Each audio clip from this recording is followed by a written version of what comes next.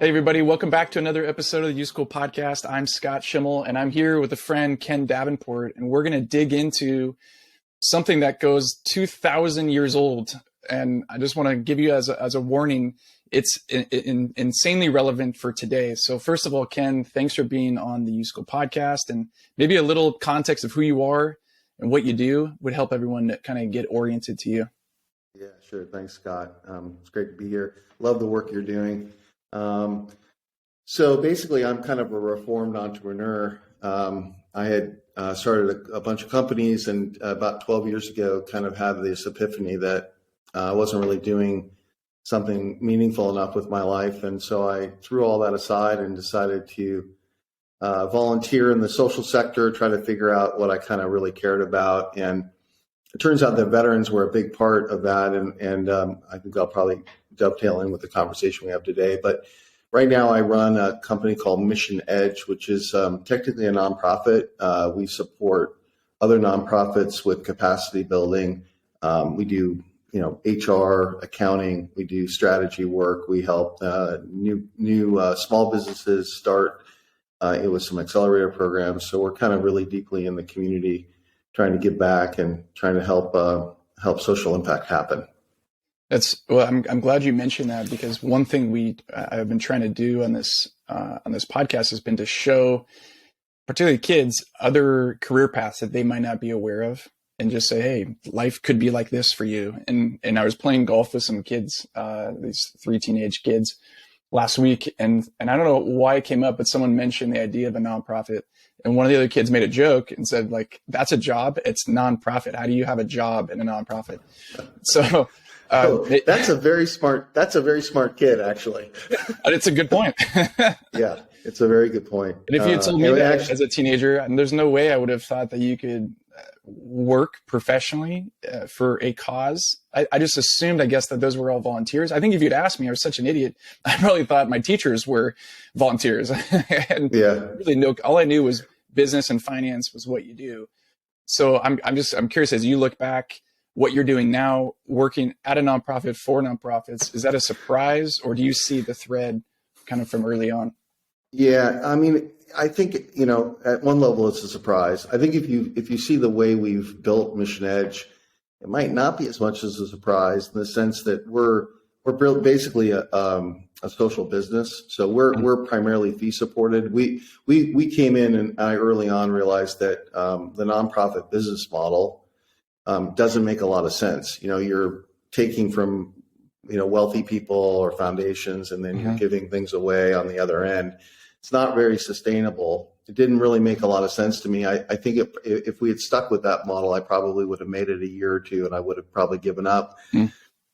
So we became basically a business. We provide a service. We charge fees. Now, granted, the fees are below probably what you would pay if you hired a for-profit, but we still, anchor our services on high quality and doing the right work. Yeah. And I think all of our work is really geared toward trying to get people to realize that you can't make change if you're not sustainable. And for most nonprofits, it's sort of the 90-10 rule. 10% of the nonprofits that are big get all the money every year and continue to grow. And then 90% of the nonprofits that are probably doing actually the most important work are starving and in this kind of constant sort of cycle of feast and famine. And it's very hard to be productive if you're constantly begging for money and not really sure where your next dollar is coming from. Yeah. So we actually try to teach nonprofits to earn revenue, and we try to turn them into businesses. And that's kind of been our stealth, not so stealth objective for the past 10 years, is to sort of disabuse people of purely being a nonprofit and think about sustainable business models. Well, one of the things you and I relate on is having many interests and fingers in a lot of different pies. And one of the things we connected on was around veterans and veteran transition. And what I'd love to talk about is the book you just published on Stoicism. And kind of please pretend like I'm a total newbie on this, and I'm not much more than that on Stoicism, but maybe you can just kind of give a overall framework of what Stoicism is, because I don't think that's something I learned in school, and it's only maybe become more recently weller known. It's not a word, but weller known. So what is Stoicism, and why were you drawn to it?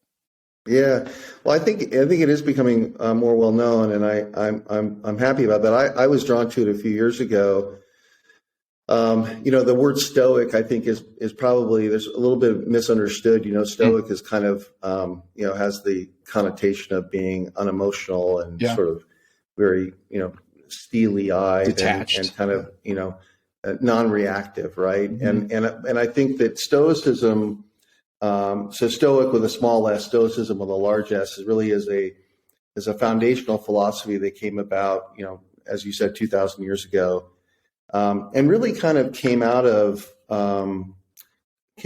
crisis. It was a philosophy that came out of events that were less than positive. So Zeno of Citium, who started Stoicism, basically lost. He was a merchant in Athens, and he lost everything in a shipwreck. And he lost his entire business, his entire life. He ended up back in Athens, and he started reading Socrates and started realizing that maybe this event that happened that was so terrible for me on so many levels, there is a silver lining here, and maybe I learned that out of this sort of disaster comes strength, and maybe those material things that I had weren't as important as just the character that I have and my ability to kind of move forward in life with a positive attitude, and knowing that, life goes on, kind of a thing. Yeah. And from that, the Romans then, several hundred years later, kind of took on Stoicism and really turned it into a viable sort of framework for life. And of course, one of the most famous Stoics is Marcus Aurelius, who was emperor of Rome, who wrote a great book called Meditations, which I encourage anybody to read. It was a book, actually, they were notes actually that he wrote for himself. He was never even intending to have it published, and never intended anybody to read it. But the tidbits in there and the kernels of wisdom in there for how you live your life are so powerful. Ryan Holiday, who I think is currently kind of the most preeminent Stoic writer, I think has leveraged meditations very well in some of his books. And so there's a ton of information out there about Stoicism. I loved it for myself because I realized that, as you deal with challenges, you can choose to look at those things as obstacles or as opportunities, right? And that you have the power of your own perception of how you view the world and how you view the things in front of you. You can choose to be, Marcus Aurelius has this quote that says, choose to be harmed and you will be harmed. Choose not to be harmed and you won't be.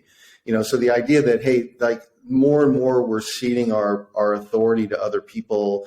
We're, overwhelmed with information. We're having a hard time, kind of even thinking for ourselves now. And at the end of the day, really your strength is within you. And the idea that you can choose to see things however you want. And as I was using this in my own life, I've been working with transitioning veterans, and I think there are some parallels to teenagers. I have a teenage boy myself, and who's in 11th grade. And as we start to think about his life, and we talk about, the things that are important to him, I realize that there are a lot of similarities between veterans who are getting out of the military and entering a brand new world, civilian world, and kids getting out of high school. And they're in my son likes to say, next year I'm going to be an adult. And I'm like, well, what does that mean exactly, right? And we actually just had that conversation last night, and he didn't really know what it meant. And so we're starting to talk about, like, what does that mean to be an adult, and how do you transition into a wider world where you have much less structure and there are a multitude of opportunities that you can address, but which ones do you go for, and how do you not become overwhelmed? And so Stoicism became kind of an interesting model for how to talk to veterans about, how do you see the world before you? And you have to, accept the fact that your military experience is not always going to directly translate to the civilian world. So how do you deal with humility with the opportunities that you're looking at, knowing that you may not start out at a level that you want, but if you take it with the right attitude, you start where you can, and then if you crush it, you will be successful in the end. And so that's kind of those are some of the kernels that I started building on when I wrote this book, that, some of the ideas around Stoicism of, looking at obstacles as opportunities. You're using the power of your own perception to decide how you're going to address things, embracing failure as a learning opportunity.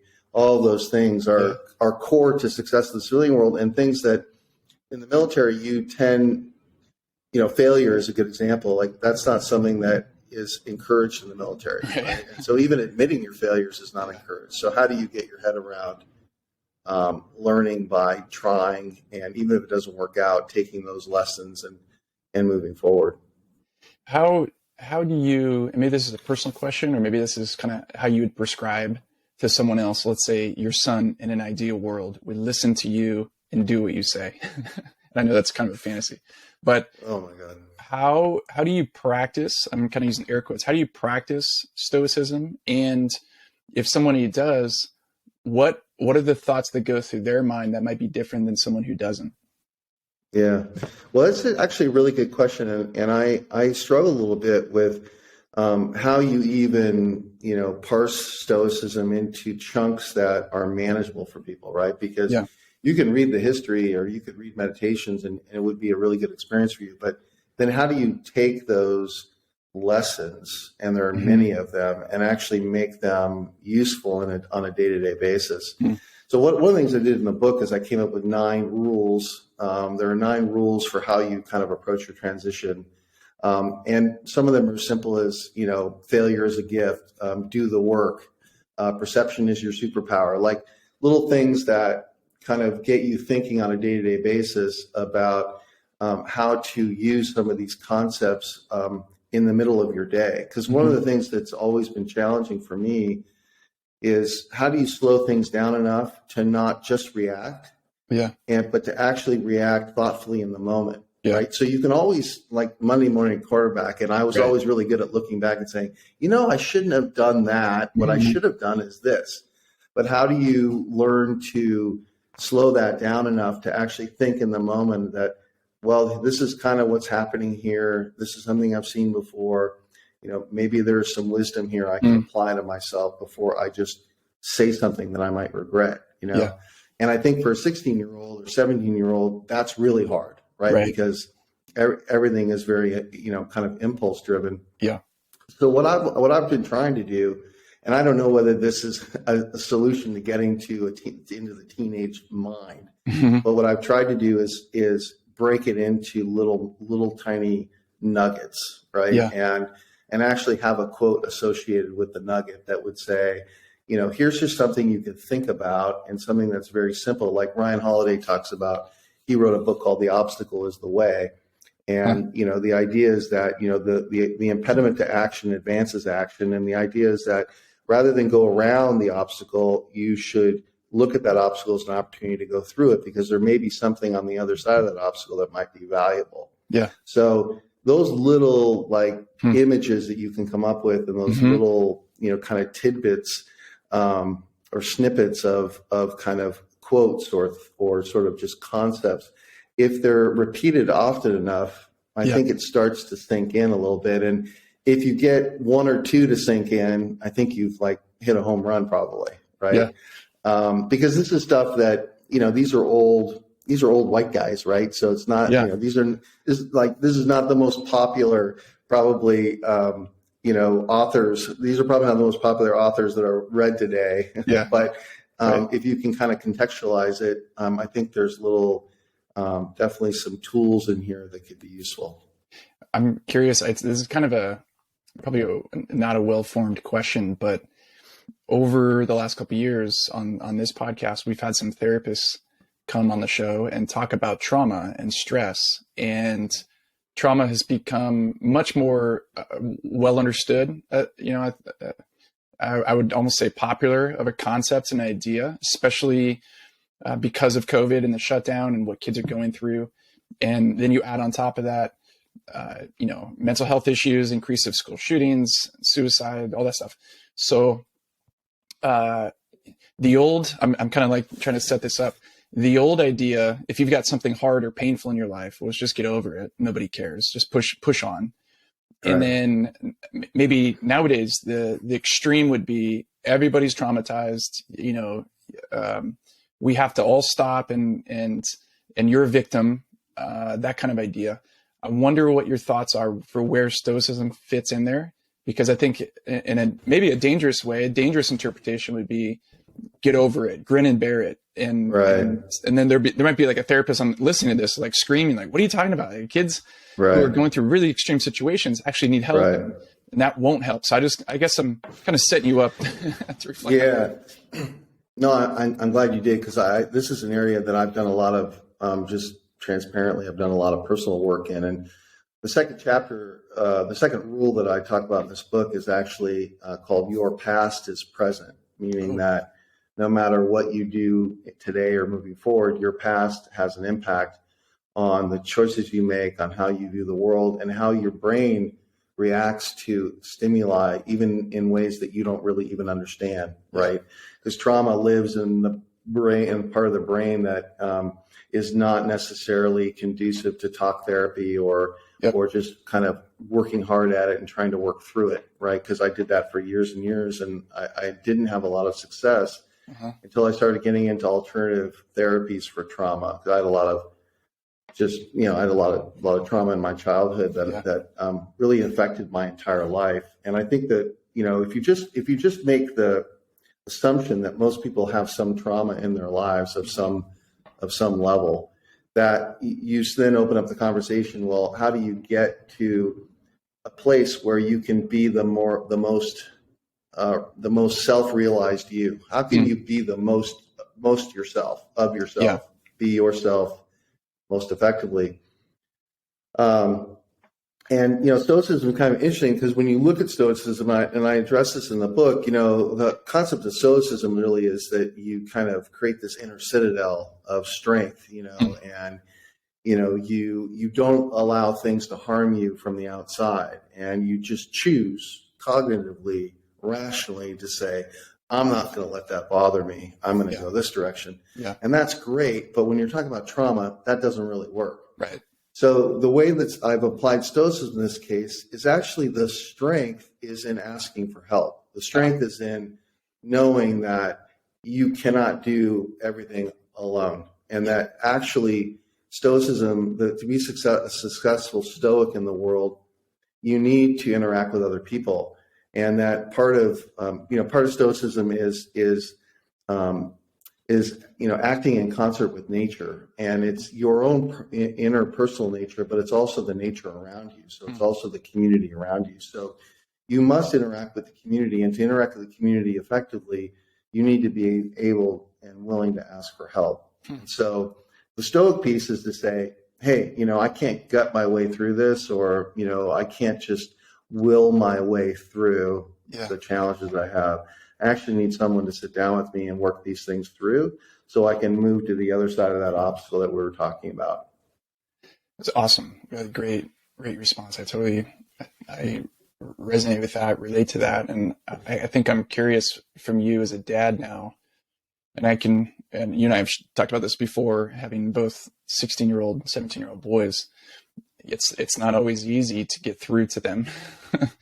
That's an understatement. I'm curious what you're experimenting with in terms of sharing some of Stoicism with your son, what's working, what's not working. So especially if I'm listening to this, I'd like to this is interesting. How do I kind of share this with the kids in my life? Yeah, I think that, so two things that I've really been working with my son on. One is the power of his own perceptions and the power of his misperceptions, because I think, there's a lot of social anxiety that's going on, and I've been having a lot of conversations with my son about how he feels at school, how he feels like people are judging him, how he feels constantly under the microscope.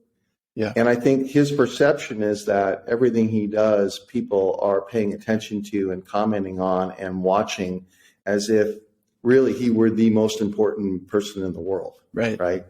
And of course, in his world, he is the most important person in the world. Yeah. But I think that part of it is sort of decoupling his own perception of what is going on with the reality of what's going on. Mm.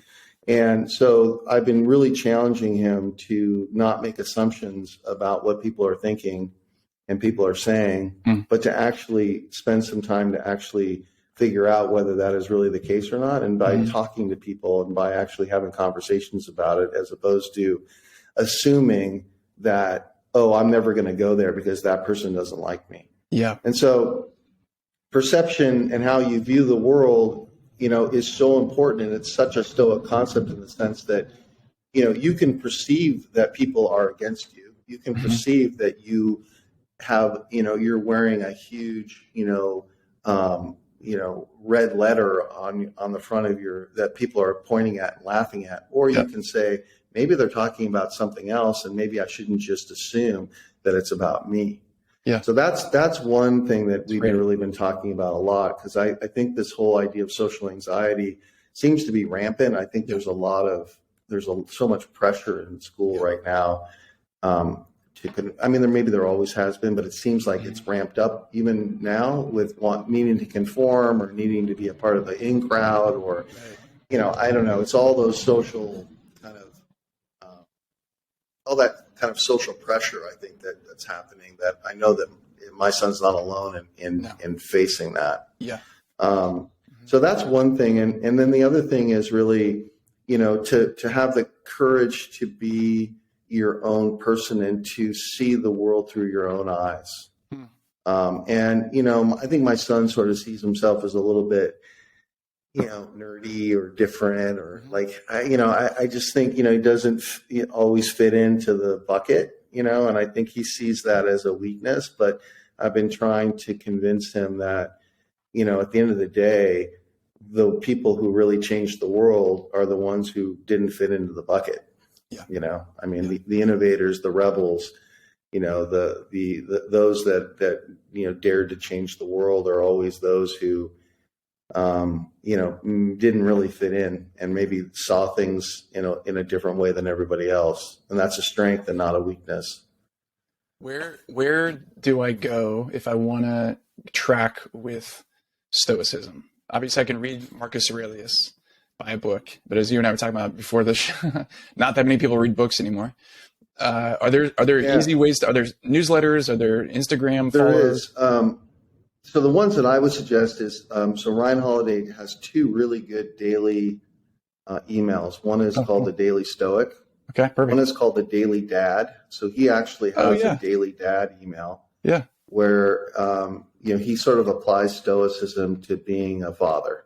Awesome. So for the dads out there, that's kind of a cool, and they're snippets, and they're really relatively easy to digest, and you'll kind of get a daily kind of reminder. And so I think those are two things that are really good. Awesome. All of his books, Ryan Holiday's books, I think are useful. The Obstacles of the Way is probably the most popular one, but he's got 4 or 5, 6 other books around Stoicism that would be useful.